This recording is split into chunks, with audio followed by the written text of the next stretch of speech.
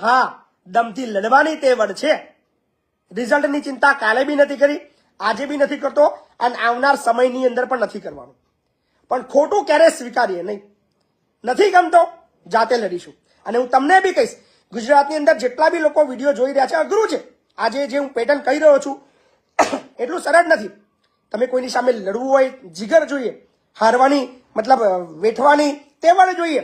આ બધું જ ખબર હોવા છતાં લડવાની હિંમત જોઈએ. વિષય ઘણો અઘરો છે, પણ ખોટા સામે બોલવું જરૂરી છે. નહીતર આજે નહીં તો કાલે મને ખબર છે 2024માં સફળ નહીં થવું, 2027માં નહીં થવું, 2029માં નહીં થવું, 2032માં નહીં થવું, 2035માં નહીં થવું, 37માં નહીં થવું, પણ એક દિવસ આવશે કદાચ મહિપતસિંહ નહીં પણ મહિપતસિંહની વિચારધારા વાળો સફળ થશે અને એ દિવસે મારી સાચી જીત કહેવાશે. અઘરું છે. અગેન વાત બોલીશું. જેટલા બી લોકો કોમેન્ટ કરી રહ્યા છે, જે જોઈ રહ્યા છે, જે મહિપતસિંહને ઓળખે છે, જે મહિપતસિંહને સમજે છે, બધાને ખબર છે કે અઘરું છે, પણ અશક્ય કશું જ નથી. શરૂઆત ક્યાંકથી કરવાની છે. શરૂઆત આજે જ કરવાની છે. શા માટે રાહ જોવાની? શા માટે આ રાજકીય પાર્ટીઓની રાહ જોવાની કે એ લોકો આપણને ટિકિટ આપે અને આપણે લડીએ અને આપણે જીતીએ અને પછી કામ કરીએ?